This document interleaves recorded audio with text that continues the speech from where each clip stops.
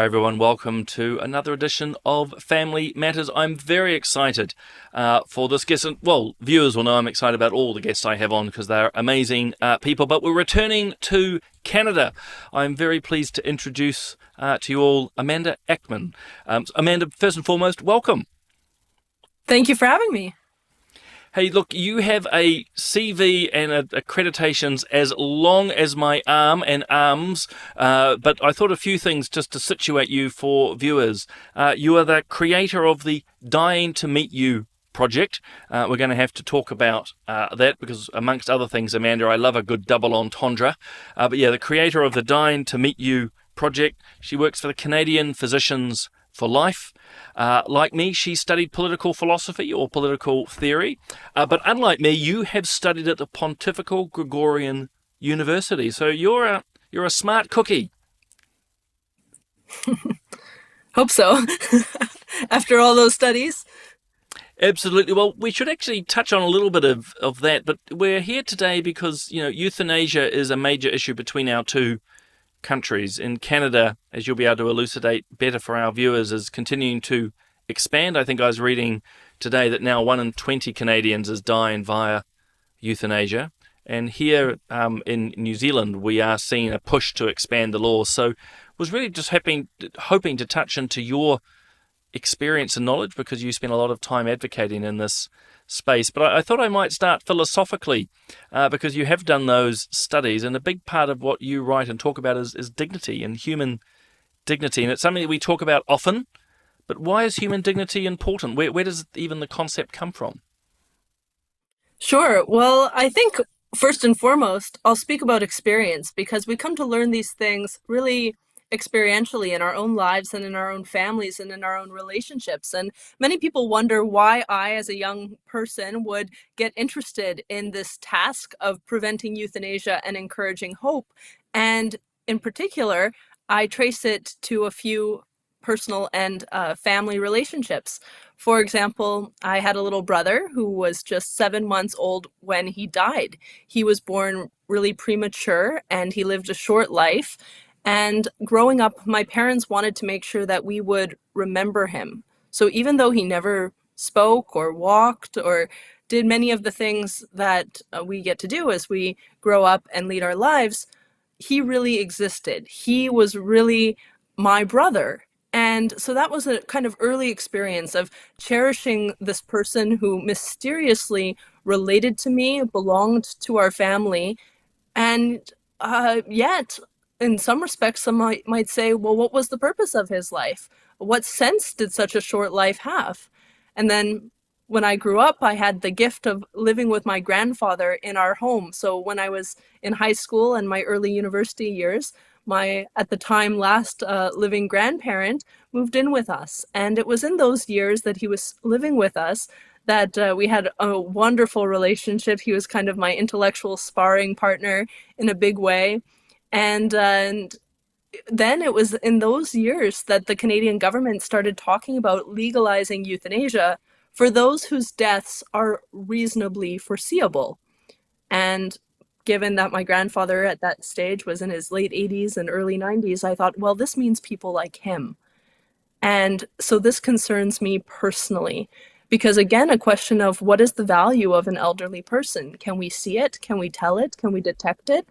My grandmother had, so his wife had developed dementia, and so I was kind of sensitive to the mystery of a meaningful life when you lose your cognition and capacity for which we could be so kind of esteemed in our youth or valued throughout our lives. And so I became really curious uh, about about these questions. But I think, yeah, first and foremost, you can see that these questions for me and for I think most people listening are very experiential. And so we differ perhaps in our world today about the nature and interpretation of these experiences, though these very experiences are common to all of us.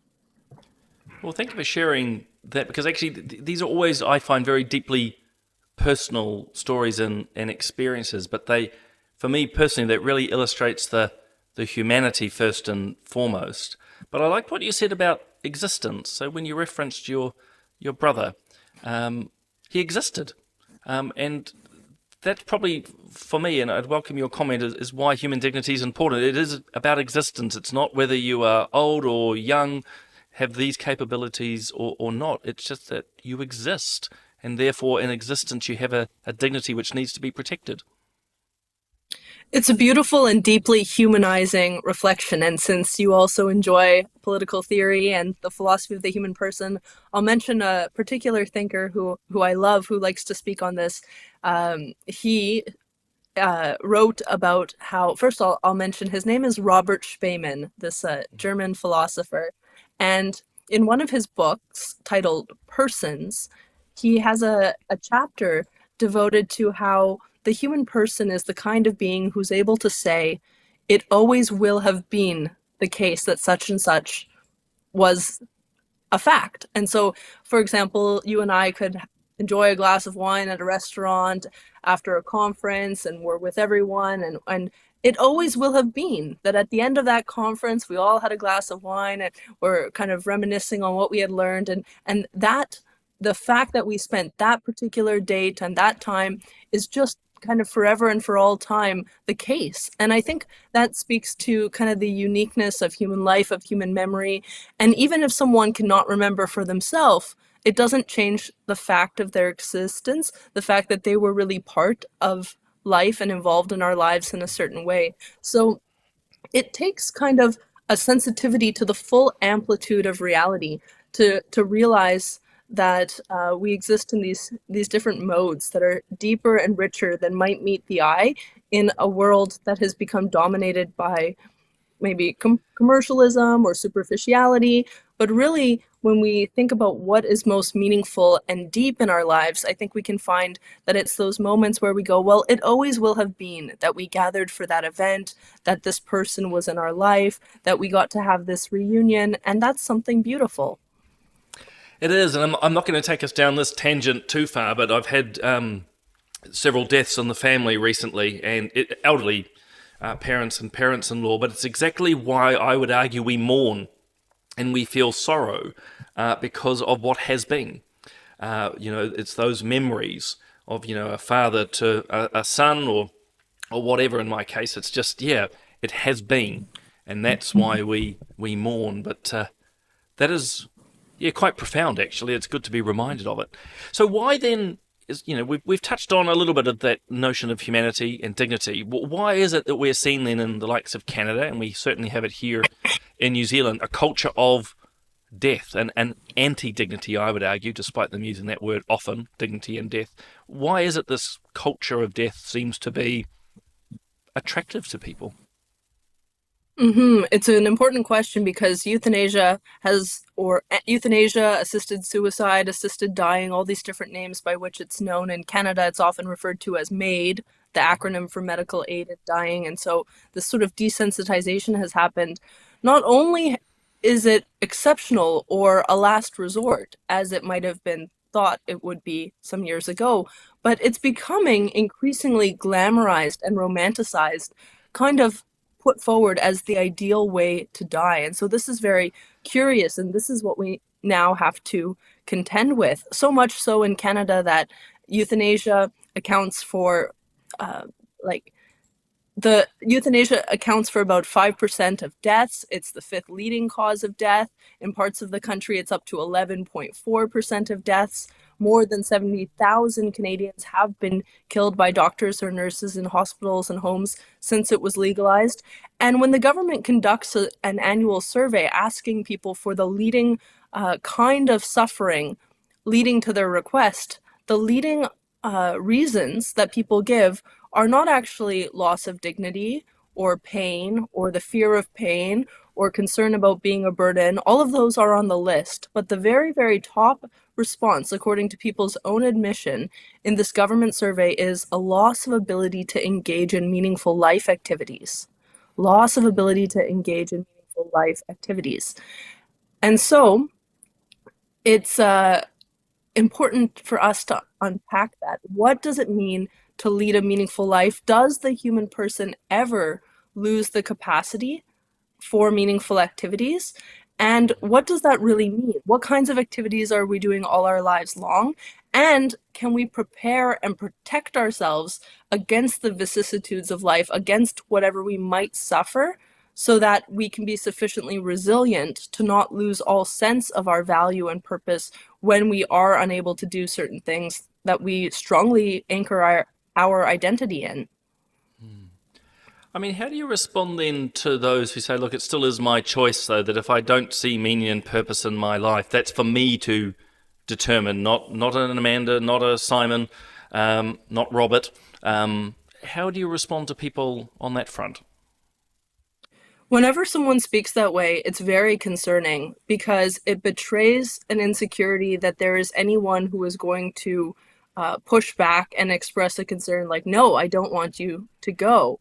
It's really, I think, a cry for help that we can detect where someone is trying to express this autonomous individualism, but fundamentally, we know that that doesn't satisfy us. We're not made for autonomy. We're made for communion. And we're not happy with just purely expressing our own will. We want that will to be recognized and affirmed by others, even people who with whom I vehemently disagree. They will want affirmation and recognition of the not only the fact it's a choice of theirs, but the goodness of that choice. And so I think there's a lot of evidence that a, a view that, oh, it's just my choice, betrays a kind of sad and lonely individualism that needs to be rushed to with a kind of urgency that says, no, I want you in my life. You belong to others, and that's not paternalistic. That's loving, because love says it's good that you exist. I want you to be. And yeah, I often say that autonomy is boring. It's not suitable for us. Like, it's not good enough. Autonomy is not going to carry us or win the day. No, I often talk about it that we are born into relationship, that human beings, we are by our very nature relational creatures. So from my moment of conception, I am a son to my mother and then a son to father, siblings, and so forth. And so for me, there's sort of a bit of a paradox here, isn't there, at the end of life for these people who are exercising their choice or their autonomy, cutting themselves off from the world, and yet the world, the community, the state, the government, whoever we want to or however we want to term it, says, yeah, we're happy to sever that relationship, where in fact we should be embracing that communion that you just talked about, that relationship. They're actually saying, yeah, we're happy just to cut you off. And something quite dark about that, I'd suggest. It requires a lot less effort than being engaged in people's lives. And a lot of people who would say, oh, this is my choice, this is what I want, it's because there isn't something better on offer. And that's a real existential deprival for the person to not have better relationships. I was recently participating in some consultations that a provincial government was organizing around euthanasia, and I was arguing that there should be a requirement that the person who witnesses the form of someone asking for euthanasia should have to have known that person for at least 2 years, because you have to have known a person for 2 years to witness their passport form, but you don't have to have known them for any length of time to witness their death form. So the request for euthanasia form. And when I raised this, some of the representatives around the table said, well, what if someone doesn't have anyone who's known them for 2 years? And I said, well, then I think this is the problem. Like, why don't we go and address the fact that this person has no one in their life who has known them for a duration of 2 years before we quickly hasten their death? And also, I would mention that particularly in Canada, where we have euthanasia rather than assisted suicide, the difference being the doctor or nurse directly administers the lethal injection in more than 99% of cases, because why would a person take it themselves when they can kind of delegate that responsibility to the doctor or nurse? So it's almost always a doctor or nurse doing it. So in that case, it's not really autonomous because it's assisted. The person is there. And one thing that drives this home kind of dramatically for me is that I was recently able to tour one of our federal prisons in Canada. And I asked what happens. I got to meet with two of the prisoners who are serving life sentences, and I had a very interesting conversation with them. Then I also had a separate meeting with the prison administration. And I asked the prison administrators what happens if one of the prisoners is suicidal. And they explained that the person would be put into a kind of isolation cell with a camera, though, and kind of placed on a suicide watch, but alone. And then I was thinking about how euthanasia has happened in some cases in prisons in Canada, where a person has gone and directly administered the lethal injection. How cruel and bizarre that there would be a greater accompaniment in this real sham sense through administering a lethal injection than there would be in the suicide prevention efforts for someone in a prison. We've had, well, we're not aware of any prisons in New Zealand. They've certainly tried to glamorise things here. We've had puff pieces about people going on to public beaches and being terminated, and it's all just celebrated. But those paradoxes, those contradictions, hypocrisies are very much in play. That, yeah, for one set of people, we throw in enormous time and resource, and for others, we don't. And you also hit for me quite a critical point, which is, and oh, sorry, by the way, New Zealand has both euthanasia and physician assisted suicide. So we've sort of doubled the capacity, if you will. But Do you know what the breakdown in which number is for assisted suicide versus euthanasia, or are you not sure on the breakdown? we do have the breakdowns, and you've put me on the spot, but more people choose euthanasia, so that, yeah, they're more choosing euthanasia, which brings that whole point you were Right. mentioning, that they're actually not exercising their autonomous individual choice completely. They're requiring others, which I Right. find fascinating. Suicide simply put would be more autonomous. And I think everyone recognizes the tragedy of suicide. And so I think it's kind of notable that it's not so much the one thing I like to point out is that a request for euthanasia, at least in many of the cases that I'm kind of noting here in Canada, kind of betrays the insecurity that anyone will keep vigil for the person because people are Mm. busy, they want to get on with their lives. And so by scheduling the death, the person in a certain sense schedules the vigil. But again, it's kind of sham because if you know that the death is going to take place within a 15-minute interval, then people gathering around for it makes you rather easy to be accommodated in a kind of crass sense. It doesn't demand you being patient and abiding the difficulty and uncertainty of not knowing exactly when that person will die. But some people think that simply having people with them is a safer security than the precariousness of not knowing when they would most need that accompaniment and long for it because they might not be able to get it. Yeah, I'd make the argument that it also illustrates the lack or the illusion of choice. That actually, once you've set a date and time and people are gathering, you probably won't, or the person won't act as autonomously as they want to go. Oh, sorry, I've actually changed my mind. It's less likely to happen. I mean, just quickly then, looking at the expansion into Canada, as I say, 1 in 20 people now are dying via euthanasia.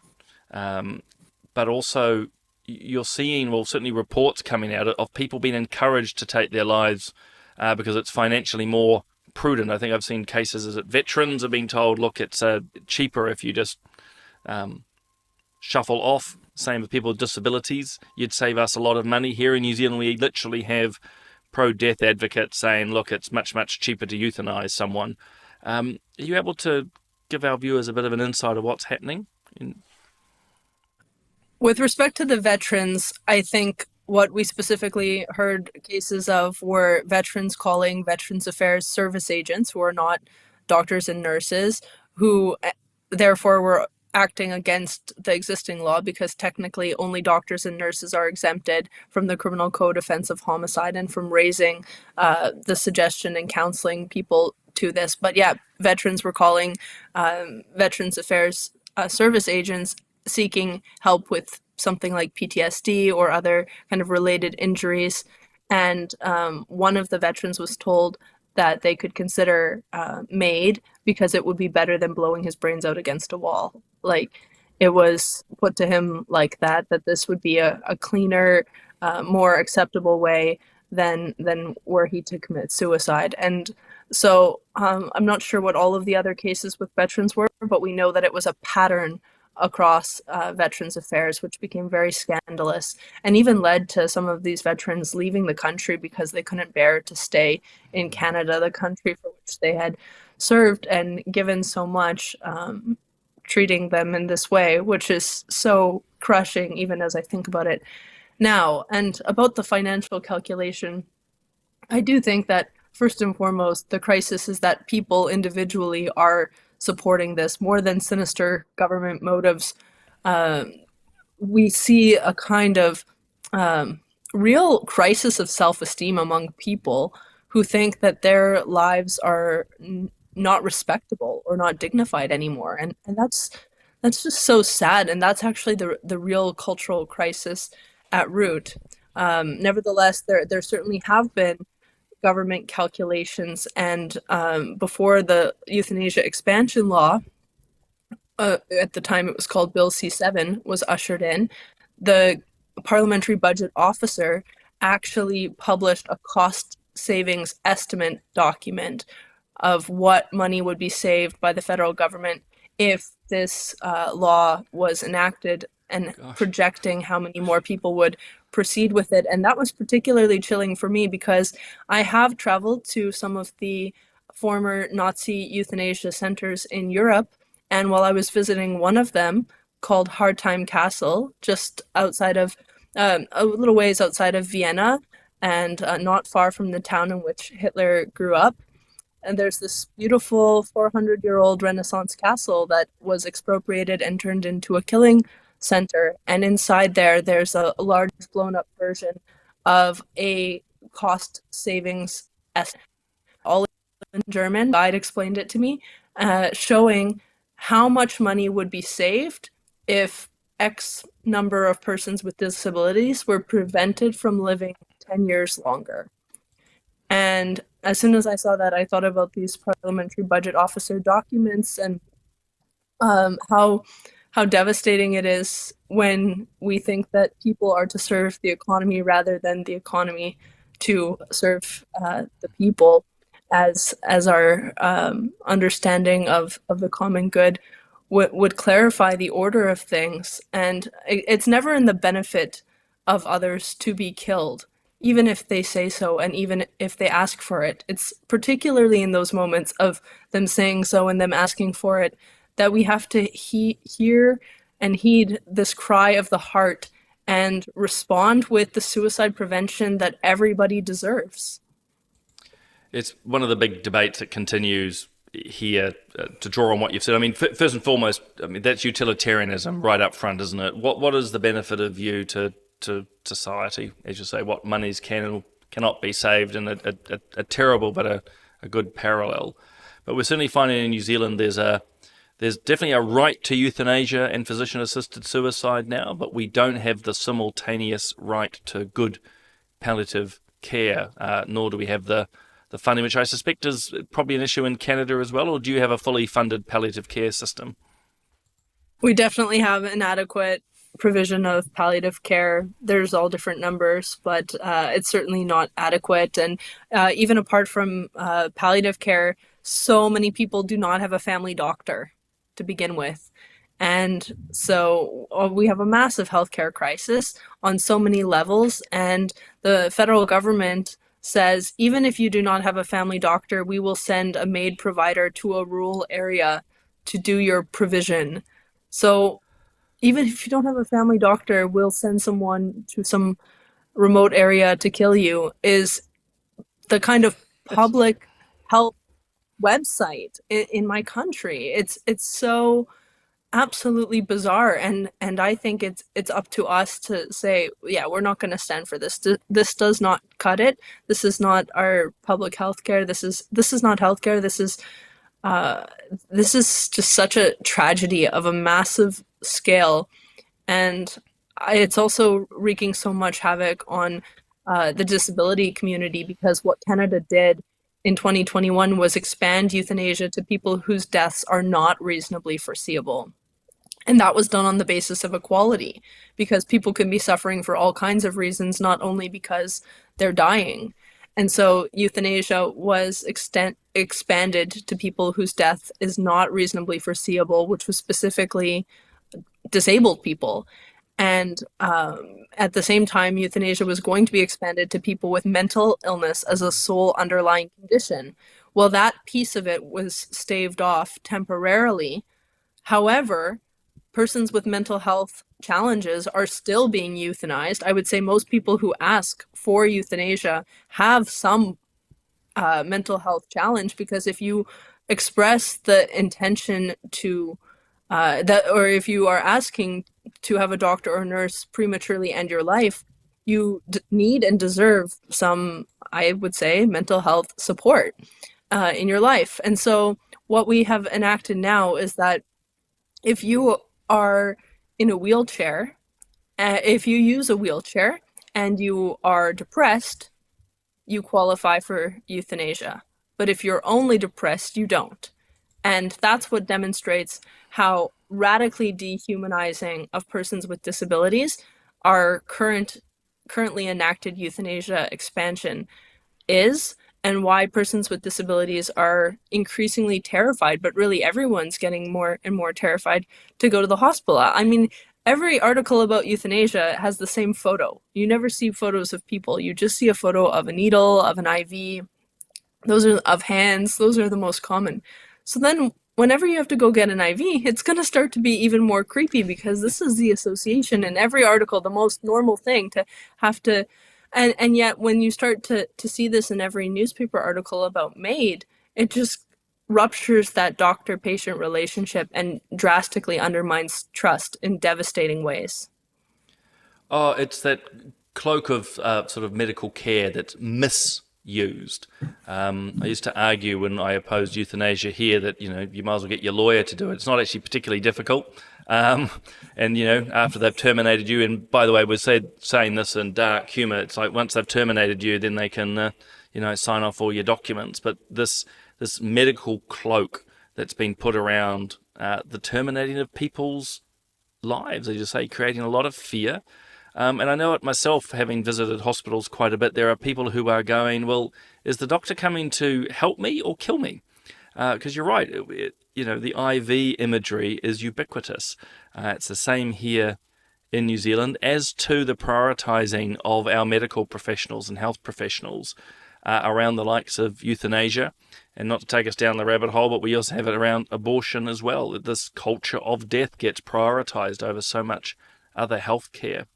Amanda, though, I'm conscious of your time, but I did want to quickly ask you about your latest project, Dying to Meet You, and just so our viewers, A, know where to find it, and also just to get a bit of a hint of what you're doing there. Sure. So really it started first of all as a blogging project. For a while I was blogging every single day about death for the year 2021, and that was at a former website.